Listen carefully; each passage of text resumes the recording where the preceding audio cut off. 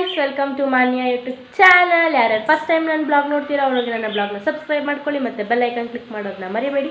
Bell icon click ಮಾಡಿಕೊಂಡ್ರೆ ನಾನು ಹಾಕೋ ಫಸ್ಟ್ ನೋಟಿಫಿಕೇಷನ್ ವೀಡಿಯೋ ನಿಮಗೆ ಬರುತ್ತೆ. ಇವತ್ತು ಏನಪ್ಪ ಸ್ಪೆಷಲ್ ಅಂದರೆ ಏನೋ ಒಂದು ವಸ್ತು ತೊಗೊಳಕ್ಕೆ ಹೋಗ್ತಾ ಇದ್ದೀನಿ. ಅದೇನು ವಸ್ತು ತೊಗೊತೀನಿ ಏನು ಅಂತ ತೋರಿಸ್ತೀನಿ, ಬನ್ನಿ ಗಾಯ್ಸ್.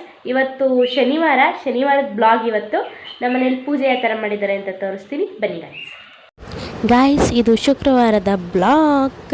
ಶುಕ್ರವಾರ ನಾವು ಚಿಕನ್ ತೊಗೊಳ್ಳೋಣ ಅಂತ ಬಂದಿದ್ದು. ಚಿಕನ್ ತೊಗೊಂಡು ಮನೆಗೆ ಹೋಗ್ಬೇಕಾದ್ರೆ ಸ್ವಲ್ಪ ಲೈಟಾಗಿ ಹೊಟ್ಟೆ ಹಸ್ತಿದೆ ಅಂತ ಲಸ್ಸಿ ಪಾಲ್ಟಿಗೆ ಹೋಗಿದ್ದೆ ಗಾಯ್ಸ್. ಆಮೇಲೆ ನಾನೊಂದು ಬರ್ಗರ್ ತಗೊಂಡೆ ಮತ್ತು ಚಾಕ್ಲೇಟ್ ಮಿಲ್ಕ್ ಶೇಕ್ ತೊಗೊಂಡೆ. ಅದಾದಮೇಲೆ ಮನೆಗೆ ಹೋಗೋದಕ್ಕೆ ನಾನು ಮತ್ತು ನಮ್ಮ ಮನೆಯವರು ಹೋಗ್ತಿದ್ದೋ. ಮನೆಗೆ ಹೋಗಾದ್ಮೇಲೆ ಅಡುಗೆ ಮಾಡಬೇಕಾಗಿತ್ತಲ್ಲ, ಒಂದು ಚಿಕನ್ ಚಿಲ್ಲಿ ಮಾಡಿದೆ ಮತ್ತು ಚಿಕನ್ ರೋಸ್ಟ್ ಮಾಡಿದೆ ಮತ್ತು ಚಪಾತಿ. ಗೈಸ್, ಇದು ರೋಸ್ಟ್ ಮಾಡಿರೋದು ನಾನು, ಚಿಕನ್ ರೋಸ್ಟು, ಮತ್ತು ಅದು ಚಿಕನ್ ಚಿಲ್ಲಿ ಮತ್ತು ನಂಚ್ಕೊಳ್ಳೋದಕ್ಕೆ ಚಪಾತಿ ಮಾಡ್ಕೊಂಡಿದ್ದು. Guys, good morning. ಇದು ಬೆಳಗಿನ ಬ್ಲಾಗ್, ಶನಿವಾರದ ಬ್ಲಾಗ್. ಇದು ನಮ್ಮ ಮನೆಯಲ್ಲಿ ಪೂಜೆ ಎಲ್ಲ ಮಾಡಿ ಬೆಳಗ್ಗೆನೇ ಎದ್ದು ಪೂಜೆ ಗೀಜೆ ಎಲ್ಲ ಆಗಿ ನೀಟಾಗಿ ನಮ್ಮಮ್ಮ ಮಂಗಳಾರತಿ ತಗೊಂತ ಕರಿತಿದ್ರು. ನನ್ನ ವ್ಯೂವರ್ಸಿಗೂ ಮಂಗಳಾರತಿ ತೋರಿಸ್ತೀನಿ ನೋಡಿ. ಈಗ ತಗೊಳ್ಳಿ ಗೈಸ್, ನಿಮಗೂ ಒಳ್ಳೆಯದಾಗಲಿ.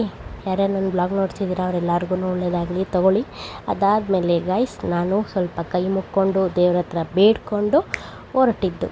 ಈಗ ನಾನು ಚಿಲ್ಕ ಹಾಕ್ಕೊತಿದ್ದೀನಿ. ಚಿಲ್ಕ ಹಾಕ್ಕೊಂಡಾದ್ಮೇಲೆ ಬೀಗ ಹಾಕ್ಕೊಂಡು ಹೋಗ್ಬಿಟ್ಟು ಈಗ ಒಂದು ಸ್ವಲ್ಪ ದೂರ ನಡಿಬೇಕು ನಮ್ಮ ಮನೆಯಿಂದ. ಸ್ವಲ್ಪ ದೂರ ಅಂದರೆ ಒಂದು 10 ಹೆಜ್ಜೆ ಇಲ್ಲ ಒಂದು 15 ಹೆಜ್ಜೆ ನಡಿಬೇಕಷ್ಟೇ. ಅದಾಗಿದ್ದ ತಕ್ಷಣ ಅಲ್ಲೇ ಆಟೋ ಬಂತು.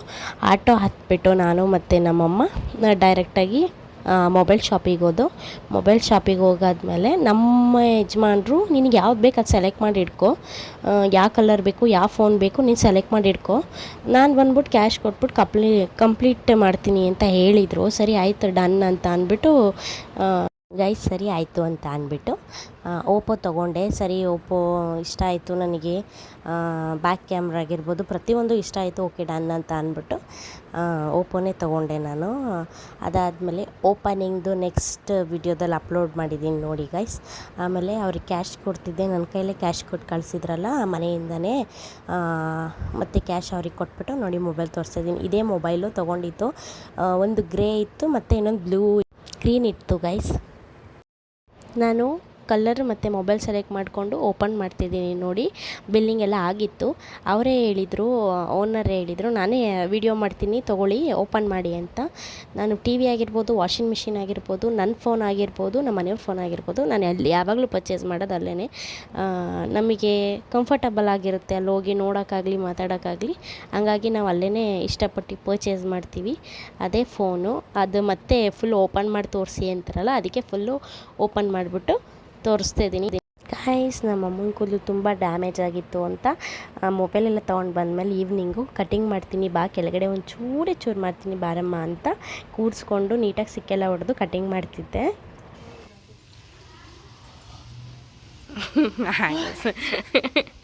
ಏನು ಮಾಡ್ತಿದ್ದೀನಿ ನಾನು? Air cutting. ಏರ್ಸ್ ಅಂದರೆ ಎಷ್ಟು ಏರ್ಸ್ ಇದ್ದಾವೆ? ಕೆಳಗಡೆ ಒಂದು ಚೂರು ಕಟ್ ಮಾಡಬೇಕಷ್ಟೆ ಅಲ್ವಾ?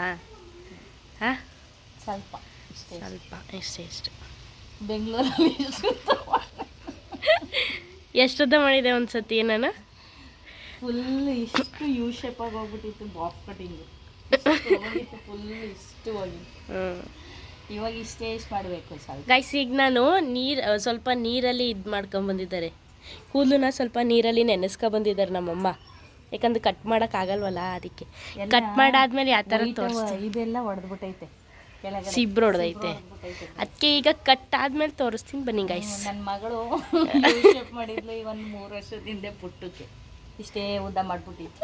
ಬಾಯ್ ಗಾಯ್. ಕಟ್ಟಿಂಗ್ ಆದ್ಮೇಲೆ ಸಿಗ್ತೀನಿ ಗಾಯ್ಸ್. ಇಷ್ಟು ಕಟ್ ಮಾಡಿದ್ದೀನಿ ನಮ್ಮ ಅಮ್ಮನ ಕೂದಲು. ತಿರಿಕೈಗೆ ತೋರ್ಸೋಣ ಹೆಂಗೆ ಕಾಣಿಸ್ತೈತೆ ಅಂತ. ಸ್ವಲ್ಪನೇ ಕಟ್ ಮಾಡಿರೋದು ಗೈಸ್, ನಾನೇನು ಜಾಸ್ತಿ ಕಟ್ ಮಾಡೋಕ್ಕೆ ಹೋಗಿಲ್ಲ. ಸಿಬ್ರೋಗೋರ್ಗೂ ಕಟ್ ಮಾಡಿದ್ದೀನಿ. ಇನ್ನೂ ಚೂರು ಕಟ್ ಮಾಡಬೇಕಾಯ್ತು ನೋಡಿ, ಇಲ್ಲಿ ಕಾಣಿಸ್ತೈತೆ. ನಮ್ಮಮ್ಮ ಕಟ್ ಮಾಡಿಸ್ಕೊತಿಲ್ಲ, ನಾನು ಏನು ಮಾಡಲಿ? ನಮ್ಮಮ್ಮಂಗೆ ಜಡೆ ಹಾಕಿದರೆ ರಿಬ್ಬನ್ ಕೂರ್ಬೇಕಂತೆ, ಅಲ್ಲ ರಿಬ್ಬನ್ ಹಾಕಬಾರ್ದಂತೆ, ಆ ಥರ ಕೂತ್ಕೋಬೇಕಂತೆ. ಜಡೆ ಹಾಕ್ಬೇಕು, ರಿಬ್ಬನ್ ಹಾಕ್ಬಾರ್ದು. ಹಂಗೆ ಅದಕ್ಕೆ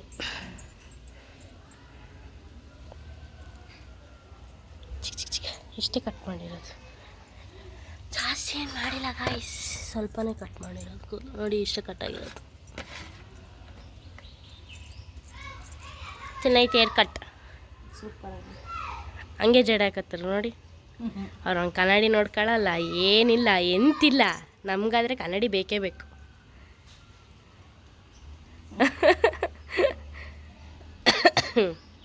ಗಾಯ್ಸ್ ನೋಡಿ, ನಮ್ಮ ಹೂವಿನ ಗಿಡದಲ್ಲಿ ಎಷ್ಟು ಚೆನ್ನಾಗಿ ಹೂಬಿಟ್ಟಿದೆ. ಇಲ್ಲಿನ್ನು ಪುಟಾಣಿ ಎಲ್ಲೈತೆ, ಯಾವ್ದಕ್ಕೆ ಇದಕ್ಕ? ಇಲ್ಲಿ ನೋಡಿ ಗಾಯ್ಸ್, ಪುಟಾಣಿ ಪಾಪು, ಇದ್ರ ಪುಟಾಣಿ ಪಾಪು ಇದಕ್ಕೆ. ಯಾವುದಕ್ಕೆ ಗಾಯ್ಸ್? ಇದು ನಾವು ಮನೆ ಖಾಲಿ ಮಾಡ್ಬೇಕಾರೆ ನಮ್ಮ ಮನೆಯವ್ರ ಫ್ರೆಂಡು ಫುಲ್ ಮುರಿದಾಕ್ಬಿಟ್ಟಿದ್ರು. ಅವಣ್ಣನ ಹೆಸ್ರೇನಮ್ಮ? ಕಿಚ್ಚಣ್ಣನ, ಕಿಚ್ಚಣ್ಣ. ಅವ್ರ ಹೆಸ್ರು ಗೊತ್ತಿಲ್ಲ, ಒಟ್ಟಿನ ಕಿಚ್ಚ ಅಂತ ಕರೀತಾರೆ ಅವ್ರನ್ನ. ಇದನ್ನ ಫುಲ್ಲು ನೋಡಿ, ಇಲ್ಲಿ ಫುಲ್ ಮುರಿದೋಗ್ಬಿಟ್ಟಿತ್ತು ಗಾಯ್ಸ್. ಇದು ಫುಲ್ ಮುರಿದೋಗಿತ್ತು, ಇದು ಮುರಿದೋಗಿತ್ತು. ನಮ್ಮಮ್ಮ ಹೋಗುತ್ತೆ ಬಿಡು ಹೋಗುತ್ತೆ ಬಿಡು ಹೋಗುತ್ತೆ ಬಿಡು ಅಂದಿದ್ರು. ನಾನು ನೆಟ್ಟಮ್ಮ ಏನಾಗಲ್ಲ, ಚೆನ್ನಾಗಿ ಬರುತ್ತೆ ಅನ್ನಲ್ಲ. ನೋಡಿ ಎಷ್ಟು ಚೆನ್ನಾಗಿದೆ. ಈಗ 1 2 3 ಮಕ್ಕಳು. ಇದು ತಾಯಿ ನೋಡಿ ಎಷ್ಟು ಚೆನ್ನಾಗಿದೆ. ಇದು ಬರೋಕ್ಕೆ ಮಿನಿಮಮ್ ಎಷ್ಟು ತಿಂಗಳು ತಾತು ಮಮ್ಮಿ? 2 ತಿಂಗಳು. 2 ತಿಂಗಳು ತಾತು ಗಾಯ್ಸ್. ಎಷ್ಟು ಚೆನ್ನಾಗಿದೆ ನೋಡಿ, ಸಖತ್ತಾಗೈತಿ. ಅವೆಲ್ಲರೂ ಆಸ್ಪತ್ರೆಗೆ ಹೋದಾಗ ಈ ಥರ ನೋಡಿದ್ದಲ್ಲ ಮಮ್ಮ ನಾವು. ಆಯುರ್ವೇದ ಆಯುರ್ವೇದ ಆಸ್ಪತ್ರೆಗೆ ಹೋದಾಗ ಇದು ನೋಡಿದ್ದು ಗಾಯ್ಸ್. ಹಾಸನ ಆಯುರ್ವೇದ ಹಾಸ್ಪಿಟಲ್. ಇನ್ನು ಇದು ಅರಳಬೇಕು, ಇದು ಅರಳು. ಹಾಸನ ಧರ್ಮಸ್ಥಳ ಆಯುರ್ವೇದ ಹಾಸ್ಪಿಟಲ್ ಅಲ್ವಾ ನಾವು ನೋಡಿದ್ದು? ಅಲ್ಲೇ ನೋಡಿದ್ದು. Let's go. ಗೈಸ್, ನಾವು ಮೊಬೈಲ್ ತೊಗೊಳಕ್ಕೆ ಹೋಗಿದ್ವಾ ನಮ್ಮ ಮನೆಯವ್ರದ್ದು. ಮೊಬೈಲ್ ತೊಗೊಂಡಾಯ್ತು, ಮೊಬೈಲ್ ತೊಗೊಂಡು ಬಂದು ಮತ್ತು ಸಿಮ್ ಎಲ್ಲ ಎಕ್ಸ್ಚೇಂಜ್ ಮಾಡ್ಕೊಂಡ್ರು. ಮತ್ತು ಮೊಬೈಲ್ ತೊಗೊಂಡು ಅವ್ರು ಸೆಟ್ಟಿಂಗ್ ಎಲ್ಲ ಮಾಡ್ಕೊತಿದ್ರು. ನೈಟ್ 3:30 or 3 o'clock ಆಯಿತು. ಉಸಿರಾಡೋಕ್ಕಾಗಲಿಲ್ಲ, ಹಂಗಂದರೆ ಕಫ ಫುಲ್ ಮೂಗಲ್ಲಿ ಬ್ಲಾಕ್ ಆಗಿತ್ತು ಮತ್ತು ಗಂಟ್ಲಲ್ಲಿ ಬ್ಲಾಕ್ ಆಗಿತ್ತು. ಉಸಿರಾಡೋಕ್ಕಾಗಲಿಲ್ಲ, ಆಯ್ತಲೇ ಇಲ್ಲ ಅಂತ ಎದ್ದೇ ಹೇಳಿದೆ ಅಮ್ಮಂಗೆ ಮತ್ತು ನಮ್ಮ ಮನೆಯವರಿಗೆ. ಅದಾದಮೇಲೆ ಯಾವ ಆಸ್ಪತ್ರೆಗೆ ಕರ್ಕೊಂಡು ಹೋಗೋಣ ಅಂತ ನೋಡ್ತಿದ್ರು. ಯಾವುದೂ ಆಸ್ಪತ್ರೆ ತೆಗ್ದಿರಲಿಲ್ಲ ನೈಟ್ 3:30 3 o'clock. ಸರಿ ಆಯಿತು, ಆಸ್ಪತ್ರೆ ಇರಲಿಲ್ಲ ಅಂತ ನಾವು ಗ್ರಾಸ್ ಲೈಫ್ಗೆ ಹೋದೋ. ಅದಾದಮೇಲೆ ಅಲ್ಲಿಗೋದು. ಅದಾದಮೇಲೆ ನಮ್ಮ ಮನೆಯವ್ರ ಫ್ರೆಂಡ್ ಡಾಕ್ಟರ್ ಅಲ್ಲೇ ಇದ್ದರು. ಅವರಿಗೆ ಫೋನ್ ಮಾಡಿದರು, ಇದೀರಾ ನೋಡ್ತೀರಾ, ಒಂದು ಸ್ವಲ್ಪ ಎಮರ್ಜೆನ್ಸಿ ಇದೆ ಅಂತ ನಮ್ಮ ಮನೆಯವ್ರು ಹೇಳಿದರು. ಸರಿ ಆಯಿತು, ಕರ್ಕೊಂಬನ್ನಿ ನೋಡ್ತೀವಿ ಅಂತ ಅಂದರು. 3:30 3:40 ಆಗಿತ್ತು ಒಟ್ಟಿನಲ್ಲಿ. ಆಗ ಡ್ರಿಪ್ಸ್ ಹಾಕಿದ್ರು ಮತ್ತು 1-2 ಬಾಟ್ಲು ಡ್ರಿಪ್ಸ್ ಹಾಕಿದ್ರು. ಆಮೇಲೆ ಇರಿ ಒಂದು ಸ್ವಲ್ಪ ಅದು ಹೇಳ್ತೀನಿ, ಒಂದು 1.5 hour ಇರಿ ಅಂತ ಅಂದರು. ಆಮೇಲೆ ಸರಿ ಆಯಿತು ಅಂತ ಒಂದು ಸ್ವಲ್ಪ ಹೊತ್ತಿದ್ದು, ಡ್ರಿಪ್ಸ್ ಇಳಿಯೋವರೆಗೂ ಇದ್ದು. ಡ್ರಿಪ್ಸೇ 1.5 hour ಏನೋ, ಸಕ್ಕ ಸ್ಲೋ ಆಗಿಬಿಟ್ಟಿದ್ರು. 2 ಬಾಟಲ್ ಡ್ರಿಪ್ಸ್ ಹಾಕಿದ್ರು. ಅದಾದಮೇಲೆ ಕರೆದ್ಬಿಟ್ಟು ಎಳೆ ಮೂಗಿಗೆ ಲೈಟ್ ಬಿಟ್ಬಿಟ್ಟು ನೋಡಿದರು. ಅದೇ ವಾರ್ಡಿಗೆ ಕರ್ಕೊಂಡು ಹೋಗ್ಬಿಟ್ಟು ಒಂದು ಸತಿ ಚೆಕ್ ಮಾಡಿದರು ಏನು ಪ್ರಾಬ್ಲಮ್ ಇದೆ ಅಂತ. ಮೂಗಿಗೆ ಅದೇ ನೋಡಿದಾಗ ಇಲ್ಲಿ ಸ್ವಲ್ಪ ನರ ಸ್ವಲ್ಪ ಬೆಂಡಾಗಿದೆ ಒಳಗಡೆ ಅಂತ ಎಲ್ಲ ಹೇಳಿದರು. ನಾಳೆ ಸರ್ಜನ್ನ ನಾನು ಸಜೆಸ್ಟ್ ಮಾಡ್ತೀನಿ, ಬನ್ನಿ ನೀವು ಬೇಗನೆ ಅಂತ ಹೇಳಿದರು. ಅವ್ರು ಬರೋಕ್ಕೆ ಹೇಳಿದ್ದು 7:30 ಬರೋಕ್ಕೆ ಹೇಳಿದರು. ಆಲ್ರೆಡಿ ಟೈಮ್ 8 ಗಂಟೆ ಆಗಿದೆ. ಈಗ ಹೋಗಬೇಕು. ಅವ್ರು ಸ್ಕ್ಯಾನಿಂಗ್ ಹೇಳ್ತಾರೋ ಇಲ್ಲ ಅಂದರೆ ಏನು ಹೇಳ್ತಾರೋ ಗೊತ್ತಿಲ್ಲ.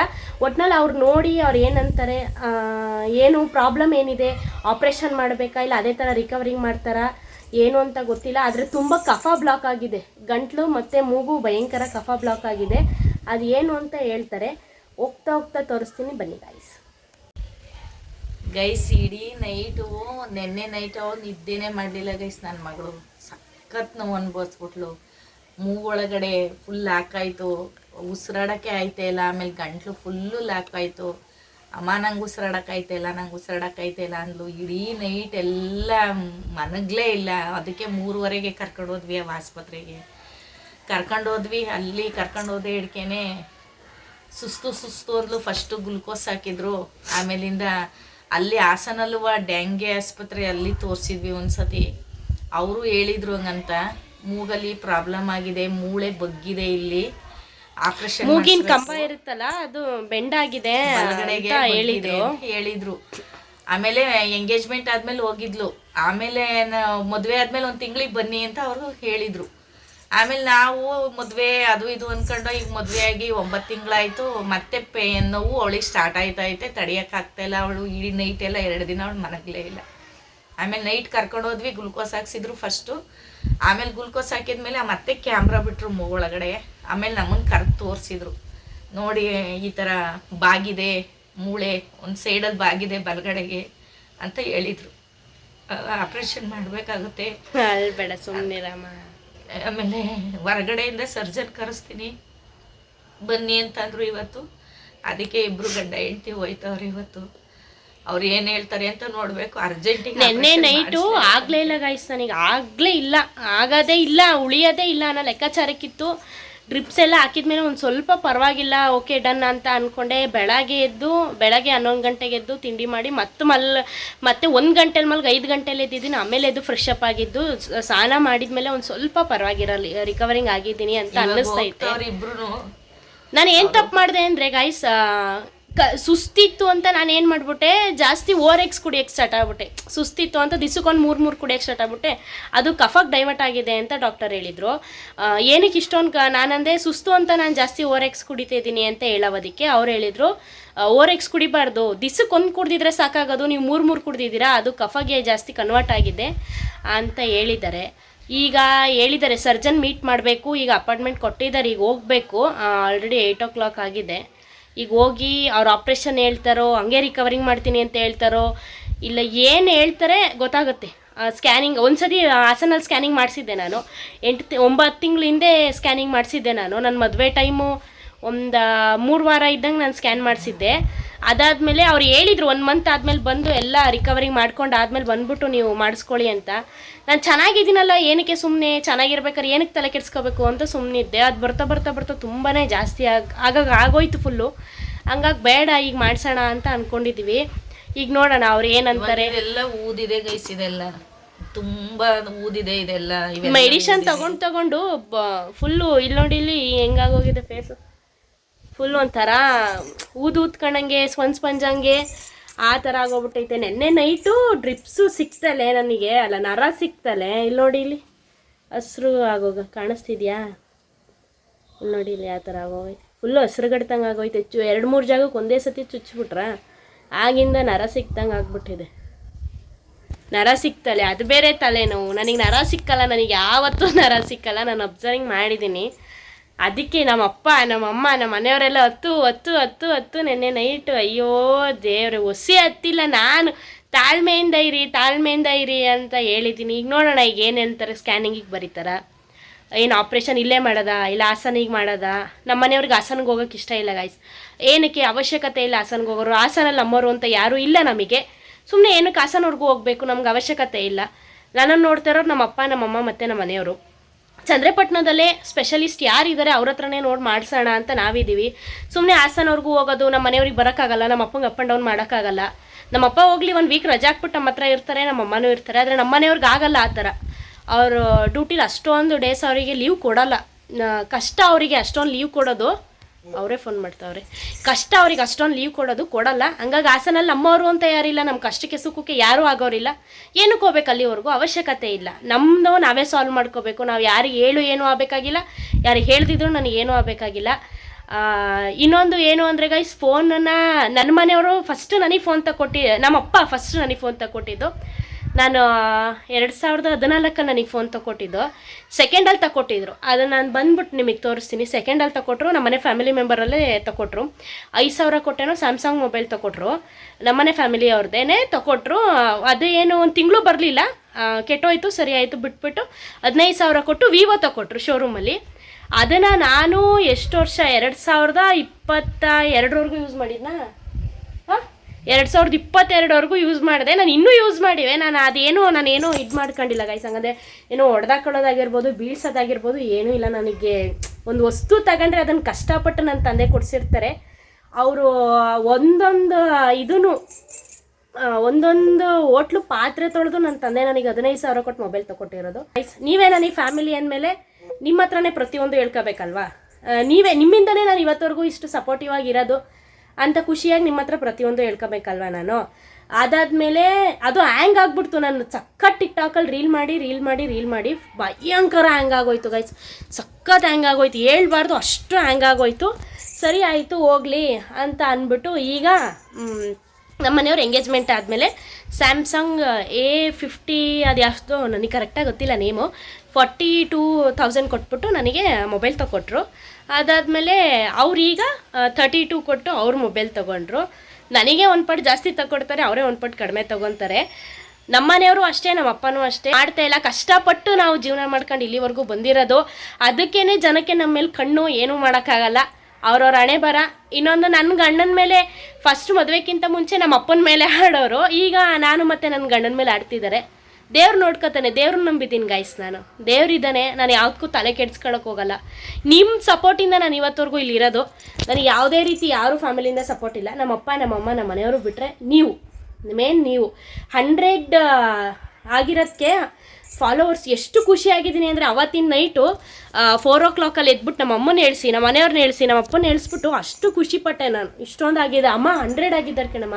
ಅವ್ರಿಗದೊಂಥರ ಆಫ್ಟರ್ ಆಲ್ 100 ಅಂದರೆ ನನಗದು ಕೋಟಿ ಕೊಟ್ಟಷ್ಟು ಸಂತೋಷ. ಅಷ್ಟಾಗಿದೆ ಅಂದರೆ ನಾನು ಮಾಡಿದ್ದೀನ, ನನಗೆ ಅಷ್ಟು ಜನ ಇದ್ದಾರೆ ಫಾಲೋವರ್ಸು ಅಂತ ಅಷ್ಟು ಖುಷಿ ನನಗೆ. ನೀವು ಇದೇ ಥರ ಸಪೋರ್ಟ್ ಮಾಡಿ, ಸಬ್ಸ್ಕ್ರೈಬ್ ಮಾಡಿ, ಲೈಕ್ ಮಾಡಿ, ಶೇರ್ ಮಾಡಿ, ಇದೇ ಥರ ಸಪೋರ್ಟ್ ಮಾಡಿ. ಅಲ್ಲೇನಮ್ಮ? ನೀವು ಸಪೋರ್ಟ್ ಮಾಡಿದ್ರೇ ನಾವು ಮುಂದುವರಿಯೋಕ್ಕಾಗೋದು. ಬಿಚ್ಚಿ ಮಾತಾಡ್ತಾಳೆ ಗೈಸ್ ನನ್ನ ಮಗಳು. ಹೃದಯದಲ್ಲಿ ಏನೂ ಇಟ್ಕೊಳ್ಳಲ್ಲ, ಟಕ ಮಾತಾಡ್ಬಿಡ್ತಾಳೆ. ಮನಸ್ಸಲ್ಲಿ ಏನೂ ಇಲ್ಲ, ಒಟ್ಟಿನಲ್ಲಿ ಏನು ಅನಿಸ್ಬೇಕು ಅದು ಹೇಳ್ಬಿಡ್ತಾಳೆ. ಹಿಂದೆ ಮುಂದೆ ಮಾತಾಡಲ್ಲ, ಡೈರೆಕ್ಟಾಗಿ ಮಾತಾಡ್ಬಿಡ್ತಾಳೆ. ಸರಿ, ಈಗ ಹೋಗ್ತಾ ಸಿಗ್ತೀನಿ, ಬನ್ನಿ ಗಾಯ್ಸ್. ಫಸ್ಟ್ ಇದ್ದಿದ್ದು ನನ್ನ ಹತ್ರ ಈ ಮೊಬೈಲು. ಫಸ್ಟು ಸೆಕೆಂಡಲ್ಲಿ ತೊಗೊಟ್ಟಿದ್ದು ಈ ಮೊಬೈಲ್ ನಮ್ಮಪ್ಪ ನನಗೆ 5,000 ಕೊಟ್ಟು ತೊಗೊಟ್ಟಿದ್ರು. ಇದು ಬಿದ್ದು ಏನೋ ಹೊಡೆದೋಯ್ತೇನೋ ಗೊತ್ತಿಲ್ಲ ಗೈಸ್, ನನಗೆ ಅಷ್ಟು ಜ್ಞಾಪಕ ಇಲ್ಲ. 2014 ತೊಗೊಟ್ಟಿದ್ದು ಇದನ್ನು ನನಗೆ ನಮ್ಮಪ್ಪ ಮೊಬೈಲು. ಇದಾದಮೇಲೆ ಇದು ಆನ್ ಆಗಲಿಲ್ಲ ಅಂತ ನಮ್ಮಪ್ಪ ಇದನ್ನು ಶೋರೂಮಲ್ಲಿ ತಂದುಕೊಟ್ರು. ಹೋಗ್ಬಿಟ್ಟು ವಿವೋ 15,000 ಕೊಟ್ಬಿಟ್ಟು ನಮ್ಮಪ್ಪ ಫುಲ್ ಪೇಮೆಂಟ್ ಮಾಡಿಬಿಟ್ಟು ತಂದುಕೊಟ್ಟಿದ್ರು. ಇರೋ ನಿಮಿಷ ತೋರಿಸ್ತೀನಿ, ಪೌಚ್ ಓಪನ್ ಮಾಡಿ ನೋಡಿ. ಇದು ನಾನು ಬೀಳ್ಸಿರೋದಲ್ಲ, ಇದು ನಮ್ಮ ಮನೆಯವ್ರು ಬೀಳ್ಸಿರೋದು. ಈ ಥರ ನಾನು ಎಷ್ಟು ನೀಟಾಗಿ ಇಟ್ಟಿದ್ದೀನಿ ನೋಡಿ ಗೈಸ್. ಚೂರಾರು ಏನಾರು ಇದ್ದ ಹ್ಯಾಂಗಾಗಿ ಟಿಕ್ಟಾಕಲ್ಲಿ ಮಾಡಿ ಹ್ಯಾಂಗಾಗಿ ಈ ಥರ ಆಗೋಗಿರೋದು ಮೊಬೈಲ್ ಇದು. ಇದಾದಮೇಲೆ ನನಗೆ ಕೊಡ್ಸಿದ್ದು ನಮ್ಮ ಮನೆಯವರು.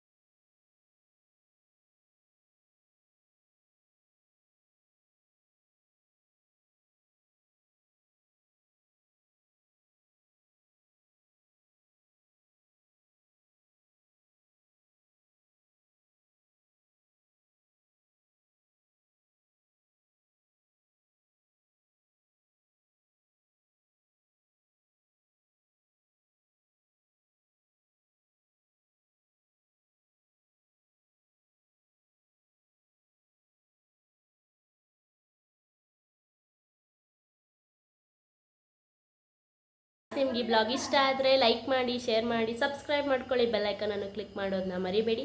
ಇಷ್ಟೋ ತನಕ ನನ್ನ ವೀಡಿಯೋ ನೋಡೋಕ್ಕೆ ಥ್ಯಾಂಕ್ ಯು ಸೋ ಮಚ್. ಇದೇ ಥರ ಸಪೋರ್ಟ್ ಮಾಡ್ತಾ ಇರಿ, ಸಬ್ಸ್ಕ್ರೈಬ್ ಮಾಡಿ ಮತ್ತು ಲೈಕ್ ಮಾಡಿ, ಶೇರ್ ಮಾಡೋದನ್ನ ಮರಿಬೇಡಿ. Bye guys.